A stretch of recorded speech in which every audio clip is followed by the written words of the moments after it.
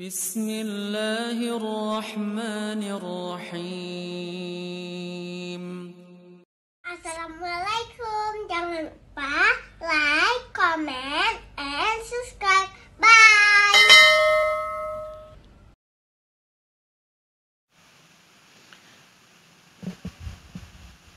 Bismillahirrahmanirrahim. Assalamualaikum warahmatullahi wabarakatuh. Innal hamdalillah nahmaduhu wa nasta'inuhu wa nastaghfiruh wa na'udzu bihi min shururi anfusina wa min sayyiati a'malina.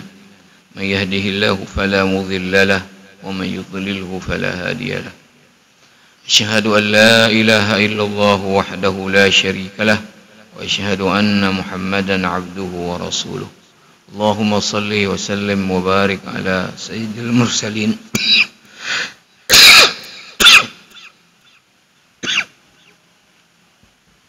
نبينا محمد وعلى آله وأصحابه أجمعين أما بعد. Hadirin hadirat sidang jamaah subuh dimuliakan Allah Subhanahu wa taala. Alhamdulillah kita baru saja dapat melaksanakan solat fardu subuh kita di awal waktu secara berjamaah di rumah Allah Subhanahu wa taala ini. Ada keutamaan solat-solat fardu kita kerjakan di awal waktu berbanding bukan awal waktu. Ada keutamaan solat-solat fardu bagi laki-laki kita kerjakan secara berjamaah daripada kita solat sendiri-sendiri. Ada keutamaan bagi laki-laki solat-solat fardu kita kerjakan berjamaah dan berjamaahnya di masjid daripada jamaah di tempat-tempat yang lainnya. Banyak sekali keutamaan dan kelebihan orang-orang yang selalu mencari masjid ketika waktu solat-solat fardu agar dapat solat di awal waktu secara berjamaah di masjid. Mudah-mudahan kita menjadi ahlul masjid sampai akhir hayat kita. Amin ya rabbal alamin. Alhamdulillah setelah salat kita masih ada waktu, ada kesempatan untuk kita duduk dalam majlis ilmu syariah sembari kita niat memperpanjang iktikaf di rumah Allah Subhanahu wa taala. Kembali kita masih di pengantar tentang kajian fikih Islam dan kita sedang membahas tentang sejarah perjalanan fikih Islam atau bahasa lainnya periodorisasi daripada fikih Islam yang dibagi oleh para ulama ke dalam beberapa periode. Yang sudah kita bahas dua periodenya Rasulullah sallallahu alaihi wasallam dan yang lalu kita bahas periode Al-Khulafa Ar-Rasyidun yang diawali dari sejak wafatnya Nabi sallallahu alaihi wasallam di awal tahun ke-11 Hijriah dan berakhirnya tahun 40 Hijriah dengan berakhirnya Khilafah Ar-Rasyidah, yaitu terbunuhnya Ali bin Abi Thalib. Dan yang lalu kita sudah sampaikan bahwa periode Khulafa Ar-Rasyidun ini adalah periode di mana kita diperintahkan Nabi untuk berpegang teguh dengan sunnah Nabi dan sunnah Al-Khulafa Ar-Rasyidun. Alaikum bisunnati wa sunnati al-khulafa ar-rasyidin al-mahdiyyin.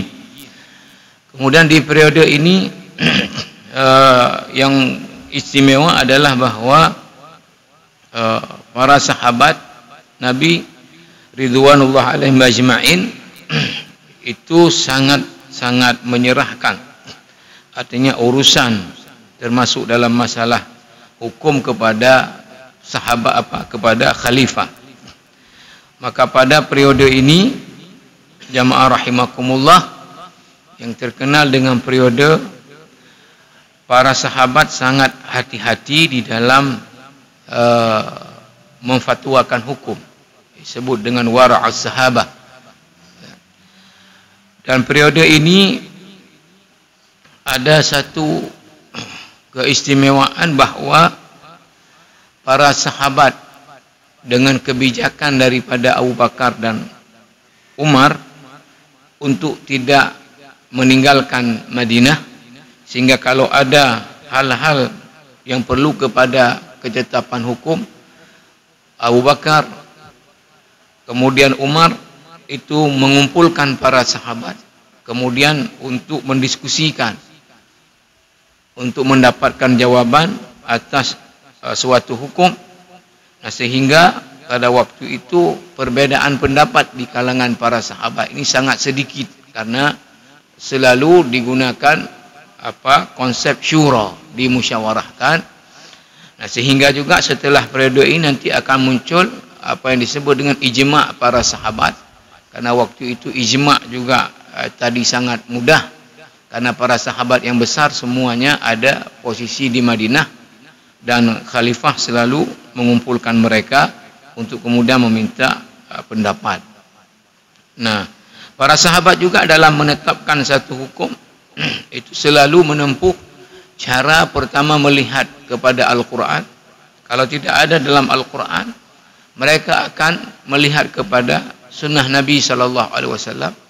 Kalau tidak ada juga dalam sunnah Nabi SAW, maka khalifah bertanya, adakah di antara kalian yang tahu bahawa Nabi SAW pernah menetapkan hukum untuk perkara ini? Maka kalau ada yang kemudian mengatakan ada, maka kemudian diminta siapa ada saksinya, siapa ada saksi selain kamu bahawa Nabi ada menetapkan hukum tentang ini seperti yang kamu sampaikan.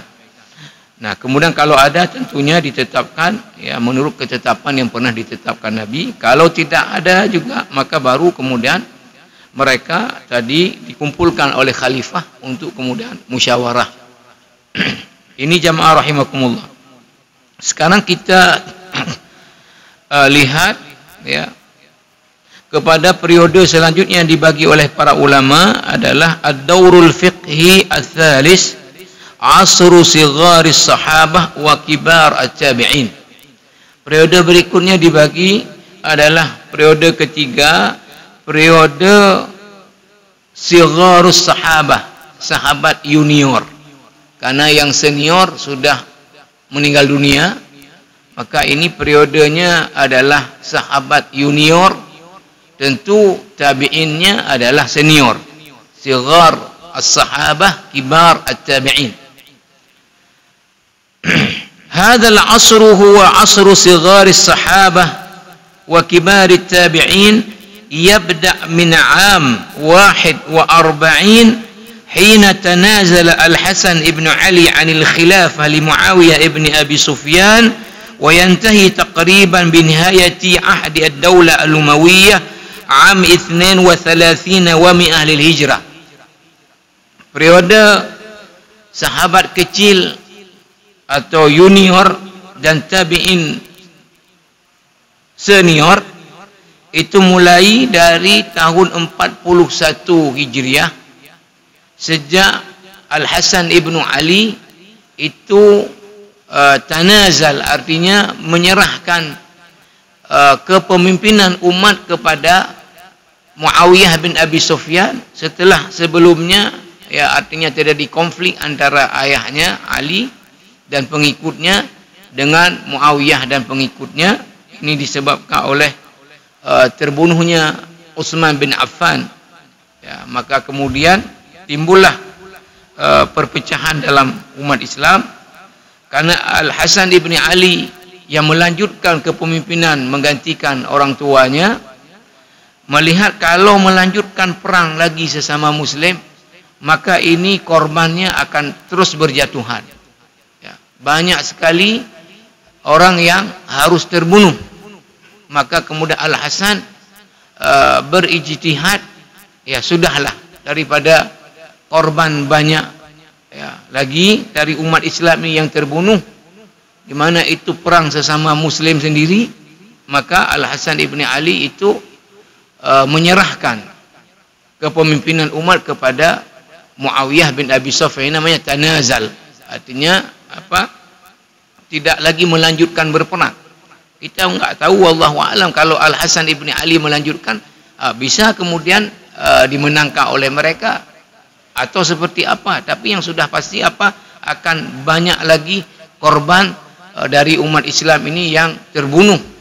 Maka Al-Hasan ibn Ali lebih memilih untuk apa, mengundurkan diri daripada berperang, dan menyerahkan kepemimpinan kepada Muawiyah bin Abi Sufyan.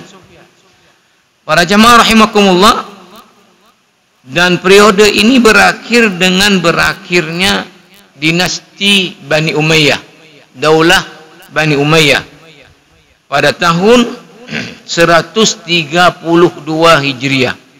Mulai dari tahun 41 Hijriah periode ini sampai ke 132 Hijriah. Wa hadha al-'asr yu'addu min al-'usur al-muhimmati fi tarikh al-fiqh al-islami li'annahu yumathilu 'inda ta'ifatin min al-'ulama imtidadan li'asr al-bina'i wan-nadaj wa 'ahd at-tafsir at-tashri'i wat-takmil li ma'alim al-fiqh alladhi bada'a fi 'ahd al-khulafa' ar-rashidin. Periode ini dianggap oleh sejumlah para ulama sebagai periode yang penting dalam perjalanan sejarah fikih Islam, karena periode ini adalah periode yang dianggap perpanjangan daripada periodenya Khulafa Ar-Rasyidin tadi. Di dalam hal apa? Di dalam hal membangun fikih dan kemudian mematangkan fikih.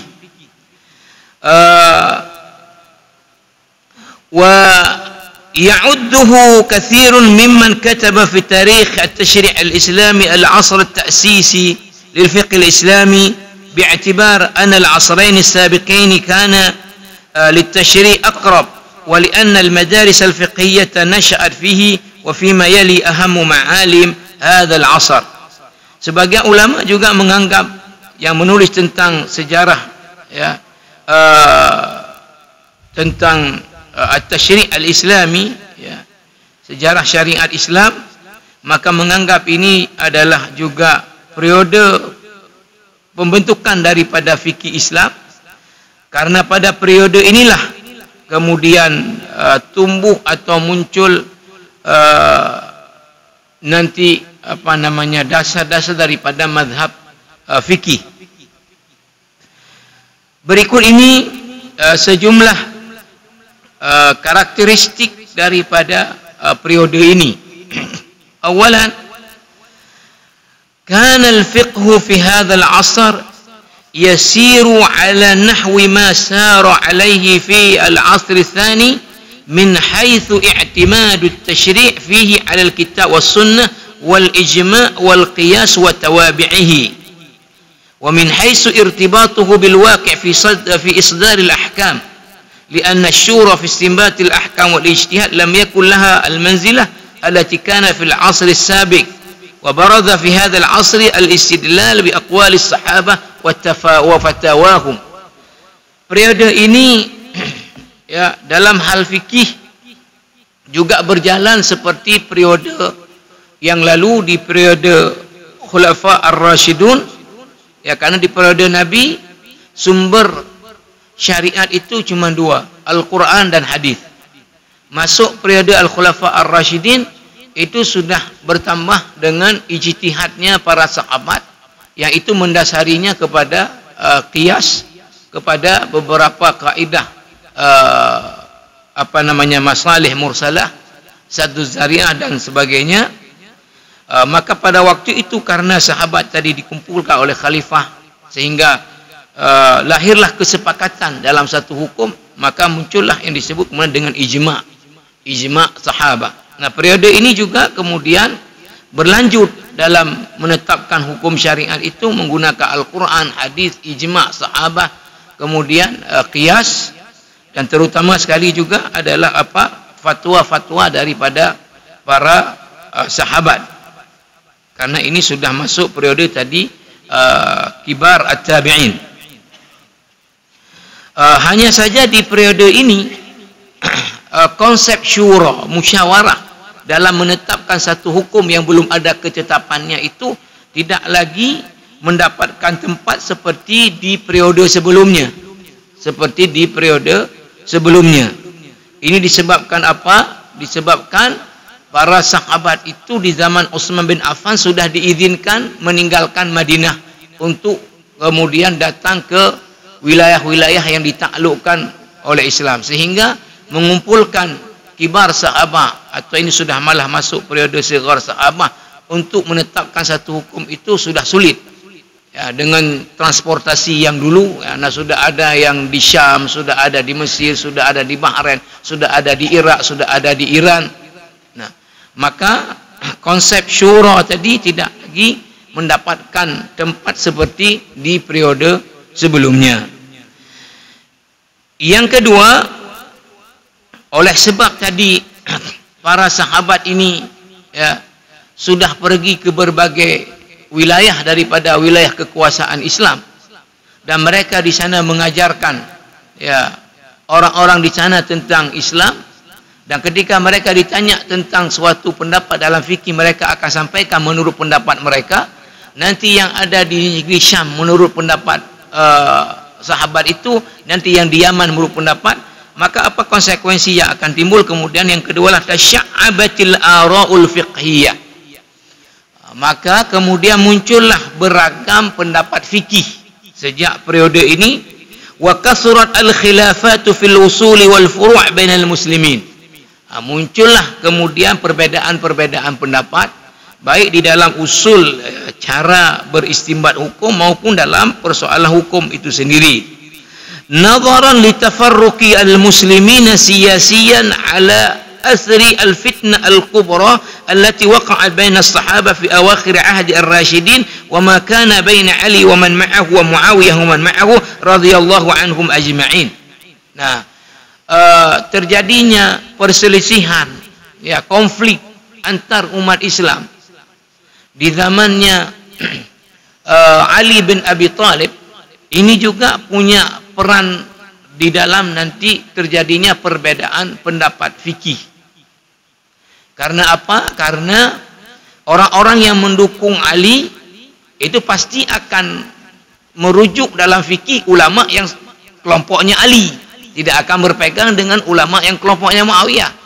Orang yang mendukung Muawiyah juga akan memegang pendapat fikihnya kepada yang menyokong Muawiyah. Ini jamaah rahimakumullah. Nah, mungkin sedikit bagi jamaah yang mungkin tidak pernah membaca atau ini, bahwa di zaman Utsman bin Affan menjadi khalifah, salah satu kebijakan Utsman itu adalah mengangkat gubernur-gubernur di wilayah yang ditaklukkan oleh Islam, hanya di luar Mekah dan Madinah, itu adalah orang-orang yang dekat dari keluarganya. Nah, sehingga ini dipergunakan oleh ya sebetulnya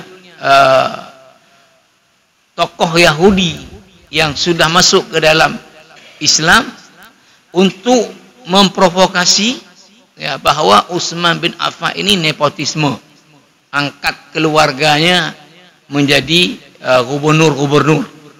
Nah, maka kemudian ya orang ini datang ke Mesir untuk kemudian menggerakkan massa untuk mendemo, kemudian datang ke berbagai wilayah daripada tadi pemerintahan Islam, kemudian bergeraklah ya massa menuju ke Madinah untuk mendemo Utsman bin Affan. Maka kemudian singkat cerita ya, maka kalau kita lihat dalam rebut-rebut kekuasaan sekarang, misalnya ya orang sampai berani membunuh orang lain, ini bukan perkara baru. Ini bukan perkara baru. Maka kemudian singkat cerita dikepung rumah Utsman bin Affan di Madinah ini oleh orang-orang Muslim ya, yang diprovokasi tadi oleh orang-orang yang tidak suka umat Islam ini kemudian bersatu. Nah, setelah sekian hari dikepung sampai ke rumah Utsman ini tidak masuk lagi air dan makanan. Ya, akhirnya mereka menerobos masuk ke rumah Utsman bin Affan untuk membunuh Utsman bin Affan. Yang luar biasa apa? Utsman bin Affan waktu itu memegang Quran, ya, supaya tidak diinikan. Justru tangan yang pegang Quran inilah dipotong, sehingga Utsman bin Affan dibunuhnya itu dalam bahasa sekarang adalah dimutilasi, ya, bukan sekali bunuh. Nah, istri Utsman bin Affan yang menyaksikan bagaimana Utsman bin Affan dibunuh itu mengirim utusan dengan bajunya yang berlumuran darah punya Utsman bin Affan ke negeri Syam, ke Damaskus, yang waktu itu gubernurnya adalah Muawiyah bin Abi Sufyan dari keluarganya Utsman bin Affan. Maka ketika delegasi yang diutus oleh istri Utsman ini sampai ke Damaskus, maka Muawiyah sebagai gubernur mengumpulkan masyarakat di masjid besar Damaskus dengan memegang baju Utsman bin Affan yang berlumuran darah tadi, dan menceritakan seperti yang diceritakan oleh orang ini bagaimana Utsman itu terbunuh. Nah, maka tentu orang-orang yang mendengar sangat marah, ya, kepada pihak yang sudah membunuh Utsman bin Affan. Maka kemudian para sahabat dengan terbunuhnya Utsman bin Affan kan tidak boleh ada kekosongan kepemimpinan dalam umat. Ini kan dalam konsep manapun kan seperti itu. Ya, dalam konsep manapun tidak boleh ada kekosongan kepemimpinan. Ya, karena bahayanya besar kalau kemudian terjadi sesuatu nggak ada yang mengendalikan. Nah, maka kemudian para sahabat di Madinah bermusyawarahlah untuk siapa yang menggantikan Utsman bin Affan. Lalu kemudian ya jatuhlah musyawarah itu kepada Ali bin Abi Thalib. Ali bin Abi Thalib. Maka dibaiatlah Ali bin Abi Thalib menjadi khalifah tadi setelah Utsman bin Affan. Nah, kemudian Muawiyah bin Abi Sufyan itu menuntut supaya Ali melakukan langkah untuk menangkap dan menindak mereka-mereka yang terlibat di dalam membunuh Utsman bin Affan. Wallahu a'lam, saya juga tidak baca, ya, atau mungkin orang menganalisis pun kalau membaca, Ali tidak mengambil langkah ini sesegera mungkin untuk kemudian tadi menangkap para pembunuh Utsman, kemudian menindak mereka. Ya, akhir karena Ali tidak melakukan ini, maka Muawiyah tidak mau membaiat kepada Ali bin Abi Thalib. Nah, sehingga Muawiyah mendeklar bahwa dirinya adalah juga sebagai pemimpin. Nah, sejak itulah pecah umat Islam ini ke dalam dua kepemimpinan. Satu di bawah kepemimpinan Ali bin Abi Thalib, satu lagi di bawah kepemimpinan Muawiyah bin Abi Sufyan. Nah, maka kemudian terjadilah perang antara dua kelompok ini. Nah, jadi kalau kita lihat sebetulnya dalam Islam sendiri, ya, perpecahan nanti di aliran tentang akidah, dan juga kemudian ya kelompok-kelompok dalam Islam ini, ya, ada Syiah, ada Khawarij, nanti kalau di akidah ada Mu'tazilah, ada macam-macam. Ini sumber awalnya adalah perebutan daripada kekuasaan tadi, perebutan daripada kekuasaan. Nah, maka disebutkan di sini tadi bahwa ada pengaruhnya secara fikih, ya, terjadinya konflik antara Ali bin Abi Thalib dengan Muawiyah, ya. Apa ininya pengaruhnya? Wa ma sahaba dzalika wa sabaqahu min zuhuril khawarij wa hiya awwal firqah syaqqat 'asa at-ta'ati wal jama'ah wa kharajat 'ala al-muslimin. Yang pertama sekali, ya, setelah terjadi konflik tadi antara Ali dan Muawiyah, kemudian berperang dua kelompok ini, muncul kelompok lain. Ya, kalau kita lihat, mohon maaf, ini analisis artinya. Ya, ini analisis dan apa namanya, bahwa ketika Ali dan Muawiyah tadi berperang dengan masing-masing pendukungnya, muncul kelompok lain namanya Khawarij. Ya, Khawarij ini, ya, Dalam bahasa Arab artinya kelompok yang keluar. Ya. Artinya umat Islam sudah terpecah dua. Satu yang mendukung Muawiyah, satu yang mendukung Ali. Nah sekarang ada kelompok baru tidak mendukung Ali, tidak mendukung Muawiyah. Keluar dari dua-dua ini. Ini namanya Khawarij. Ya. Tidak mendukung Ali, tidak mendukung Muawiyah. Nah, Khawarij ini lihat ya. Maka kalau ada orang dalam kepentingan politik kadang-kadang membawa-bawa agama ya. Kemudian bahkan mungkin membawa-bawa ayat dan apa pada dia kepentingan politik ya. Itu juga dari dulu. Khawarij itu sehingga Ali bin Abi Thalib sampai mengeluarkan pernyataan ya, kalimatu haqqin yuradu biha batil. Ketika orang Khawarij itu menggunakan 3 ayat dalam Al-Qur'an, wa man lam yahkum bima anzalallah fa ulaika humul kafirun zalimun fasiqun. Nah, orang Khawarij mengatakan apa? Ya, Ali enggak betul. Muawiyah enggak betul.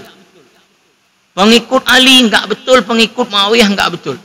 Kenapa? Karena berkonflik dan tidak menyelesaikan konflik sesuai dengan tuntunan Allah dan Rasulullah SAW. Maka digunakanlah tadi 3 ayat tadi, siapa yang tidak berhukum berdasarkan hukum Allah, ini orang-orang kafir, ini orang-orang fasik, ini adalah orang-orang zalim. Maka dengan melabeli orang lain kafir, maka apa? Kemudian yang boleh adalah apa? Halal diperangi. Karena sudah dilabeli dengan kafir oleh Khawarij. Maka apa yang dilakukan oleh Khawarij ini? Mereka menyusun strategi untuk membunuh kedua pemimpin dari umat Islam ini. Di satu waktu yang bersamaan. Maka mereka susun strategi, lalu bergeraklah eksekutor yang akan membunuh Ali dan eksekutor yang membunuh Muawiyah. Ya, Ali ada di Irak, Muawiyah ada di Damaskus. Maka 2 orang yang sudah disusun strategi ini oleh Khawarij bergerak, maka pada subuh yang sama itu ditargetkan dua-duanya dibunuh. Qadarullah. Ya, Allah menentukan Ali bin Abi Thalib keluar ya untuk salat ke masjid di subuh itu, sehingga Ali dibunuh oleh Khawarij. Muawiyah subuh itu enggak keluar ke masjid, maka selamatlah Muawiyah bin Abi Sufyan. Tapi ini tidak diambil dalil berarti enggak keluar ke masjid ini ya. Maka kemudian apa? Tadi terbunuhlah Ali bin Abi Thalib di tangan Khawarij, tapi tidak terbunuh Muawiyah bin Abi Sufyan. Tapi sebetulnya tadi ketika Ali terbunuh, dilanjutkan kepemimpinan di pihak Ali ini untuk perang lagi oleh anaknya Ali, Al-Hasan bin Ali. Tapi Al-Hasan setelah melihat tadi banyak sekali umat Islam sudah terbunuh, ini kalau lanjut lagi perang kasihan. Ya sudahlah, saya ngalah saja, ini tanazah ngalah saja, udahlah Muawiyah saja memimpin umat, biar umat ini bersatu lagi ya. Padahal kalau Al-Hasan mungkin melanjutkan, bisa kelompok dia yang menang, wallahu alam. Nah ini Khawarij lah, maka disebutkan di sini oleh pengarang kitab ini apa? Syaqqat asat ta'ah wal jamaah ya, yang kemudian ya merusak apa? Keharusan taat kepada pemimpin dan umat Islam ini bersatu ya. Wa dhuhur asy-syi'ah al-mutasyayyi'in li Ali wa ali bait Nabi sallallahu alaihi wasallam, muncullah kemudian kelompok Syiah yang menyokong Ali dan ya al-bait, keluarganya Nabi sallallahu alaihi wasallam. Wa hadha bila syak athara fil fiqh wal khilaf wal ara. Ini tentu ya, ada pengaruhnya kepada masalah fikih dan timbulnya perbedaan pendapat di dalam fikih. Fa inna kulla firqatin minal muslimin al-mu'tadilin wasy-syi'a wal khawarij i'tazzat bima janahat ilaihi min ara' waltaffat hawla man yathiqu bihi minal ulama an dhaka wa sara laha fiqhun wa ikhtiyarat bal nusus wa ara. Maka orang-orang tadi yang netral, ya, orang-orang yang udah masuk ke kelompok Syiah, masuk ke kelompok Khawarij, ya akhirnya akan berpegang kepada ulama yang mereka tadi yakini dari kelompok mereka. Nah, maka tentu akan lahirlah perbedaan-perbedaan pendapat di dalam fikih. Yang ketiga, tafarraq as-sahabah fil amsar ba'da tawassu' ad-dawlati wa kasrat al-futuhat al-islamiyyah wa tarkhis 'usman lahum bi mughadarati al-Madinah. Adanya, artinya penyebaran para sahabat Nabi kepada wilayah-wilayah ditaklukkan oleh Islam. Ini disebabkan adanya tarkhis, ya, keizinan daripada Uthman bin Affan untuk mereka meninggalkan Madinah lalu pergi ke wilayah-wilayah yang sudah ditaklukkan oleh Islam lil qiyam bi masalihil muslimin fil bilad al maftuha min al wilayat wat ta'lim wat tafqih fid din. Ya, untuk tentu, ya, antaranya memimpin di sana menjadi gubernur tadi, atau datang ke sana untuk mengajarkan masyarakat di sana tentang Islam. Jadi para sahabat itu sudah berpencar ke berbagai wilayah yang ditaklukkan oleh Islam. Terima kasih.